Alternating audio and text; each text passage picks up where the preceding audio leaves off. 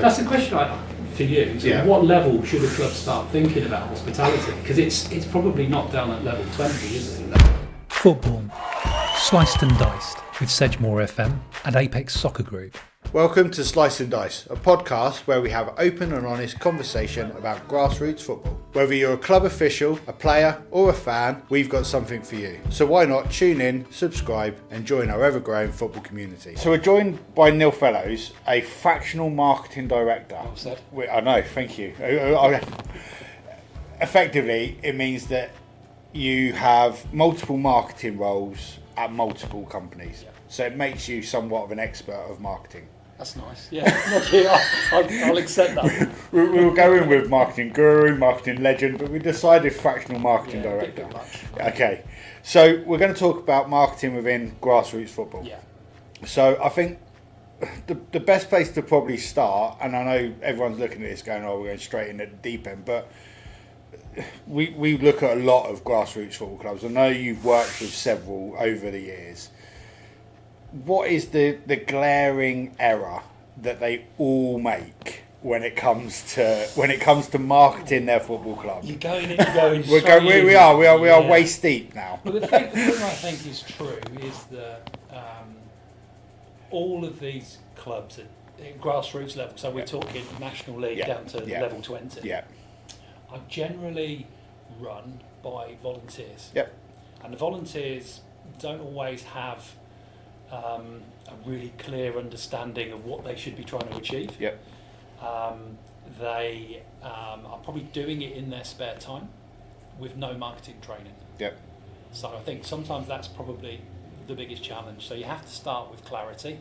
It's got to be the number one thing. Be really clear on what it is you're trying to achieve as a marketer for your club. So on and off the pitch, that clarity of success. So let's go with that's what we can see is the problem from an outsider looking in, the mixed messages, the lack of clarity. Yeah, lack of consistency, simplicity and no purpose. So to the post. Then let's put you in the role of their marketing expert. Yeah. What's the top three things you're doing to get that club on the right track? So, first of all, start with clarity. there's a singular message. But what does that mean? What does that mean? It could be multiple things, right? If you ask like a committee of a club, they're probably going to say, we want more fans, we want more sponsors, we want better players. Right, so what you have to do is look at where your club is at the moment, and as a committee, they've got at the top level, they've got to decide: are we where we want to be in the league? Are we happy with that position? Are we going to try and push for promotion or try and win the league? And in which case, do you need better players? So first of all, your marketing could be about how do we get that right level of players. If you're at the top of the league and you're pushing for promotion, and that promotion might mean that actually you need better facilities, then you might want to be asking yourself, how do we get more revenue? So that more revenue could come from more or bigger sponsors, or it could come from getting more people through the game. Seats, or both.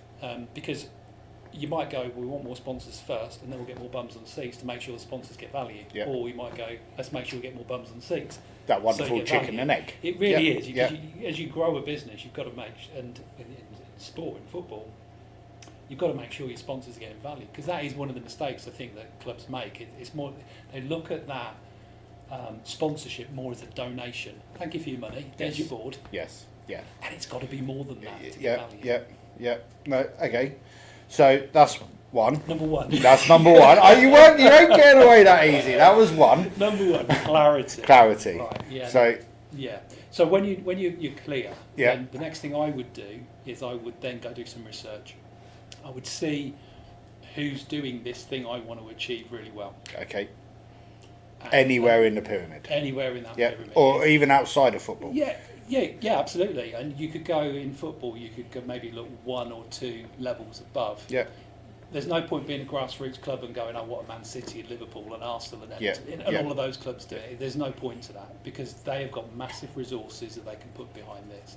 And you maybe have one or two volunteers who can actually do this job. So you've got to be realistic with that. So I would go and have a look for the second league. I would go and have a look, see what other people are doing, other clubs are doing.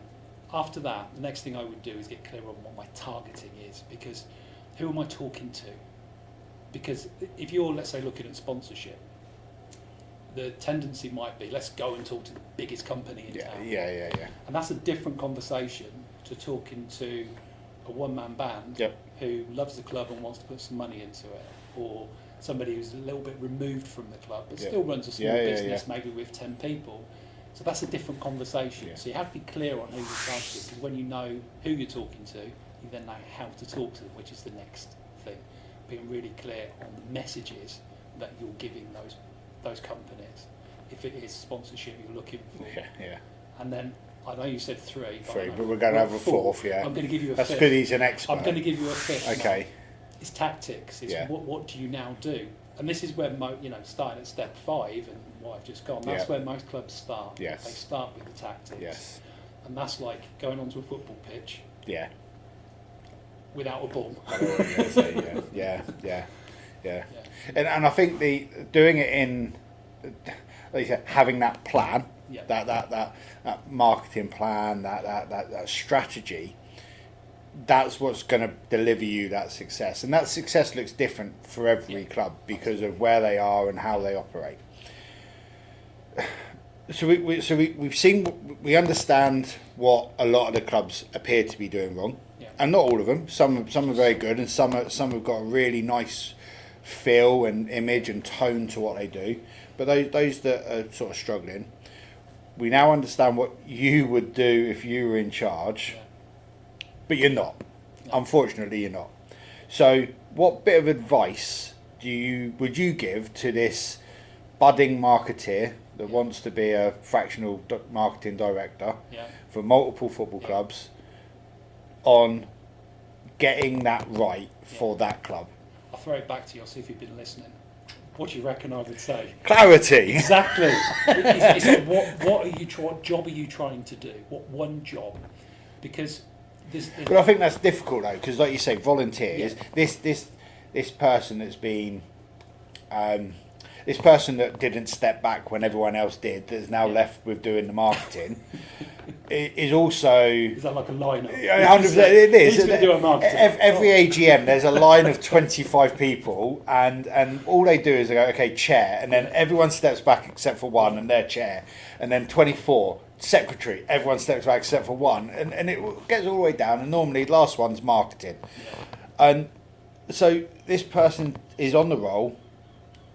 They're also doing probably washing the kits, pumping up the footballs, filling the water bottles. And they're doing it 6 o'clock, 10 o'clock at night after their full day's job. So the clarity's key, for sure, but these aren't experts. No. So there has to be a simple, there's someone that's trying to do this half an hour a day, 7 days a week. This is where the clarity's got to come from the top of the club. What are we trying to achieve? What are we trying to do? And if you know that, let's say it's sponsorship, for argument's sake, well, you might look at it and you go, actually, there's a window where sponsorship should be promoted in the calendar. Yep. And you might say, it's from the end of the season, it's from 30th of April through to the 1st of August. And then you focus all of your efforts and resources around marketing to making sure that your kit's sponsored, your stand is sponsored, the advertising boards are all taken. And that's where you focus that for maybe 3 or 4 months. And then you switch, and maybe now it's all about getting fans into the ground. Mm-hmm. And then maybe end of the season, before you start advertising the sponsorship again, flip to players. So it's not that you have to do one thing for a year. You could do, but you could make it kind of more seasonal. That you go, right, now it's players, now it's sponsorship, now it's fans. But there's only one thing happening at that time. Those clear objectives. Yeah. Okay. So you could also throw in hospitality. And hospitality, and the events and so on and so forth. So that's a question for you. So at what level should a club start thinking about hospitality? Because it's probably not down at level 20, is it? Well, I think when you've got clubs, and this has taken a turn, people. I weren't expecting questions. This is off script. So I think whenever you've got invested parties, so even if you are a Village FC, Grassroots and Grassroots football team, if you've got someone on the front of your shirt, you've got to be able to offer them something. Yeah. You play on a village field, so you're not going to have big stands, etc., etc. You're not going to have all of that sort of. So, but you might have a clubhouse, you might have a small bar, you might have a small kitchen. Yeah. If that sponsor's coming to the game, then look, free teas and coffees. Yeah. It's a £5. Sure. Yeah. But that makes them feel valued. Absolutely. Even on the smallest level, that makes them feel valued. And you don't have all the glitz and glamour of a football stadium and VIP boxes and this, that, and everything else. But to be able to stand out next to the pitch with a Village FC football mug with a cup of tea that they haven't paid for. But I also think at that level, they kind of don't expect it. So it comes as a surprise when you go, oh, have a cup of tea, have a pint of beer. It's just nice. It's that appreciation for something. And they're more likely then to go, you made a cup final, I'll pay for your minibus, or you did, I'll sponsor the end of the season awards as well. Feels that there's something reciprocal to 100%. Thank you for sponsoring our shirts. And 35 tags on match reports. It's brilliant. Yeah. But we all know, really, in the great scheme of things, it's such a small audience that they're unlikely to get rich off this sponsorship deal at that level or at any level in some cases. It's a lovely bit of sort of corporate social responsibility, throwing a bit of money to a local project, and just that little bit of appreciation if they show up to a game. And most don't, but if they do, a cup of tea and a handful of biscuits goes a long way. Yeah, I haven't got any more questions. No, that's fine. That's fine. So look, that's a whirlwind tour at marketing. Obviously, Sedgemoor FM said central of everything that's going on, including Grassroots football.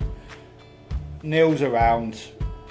Sliced and Diced is online. If you have questions or you need a bit of advice, please do reach out. There's plenty of people on that channel that can answer some questions, whether it's about marketing or any other aspect of your football club or football in general. If you're a spectator and you've got a question, please ask.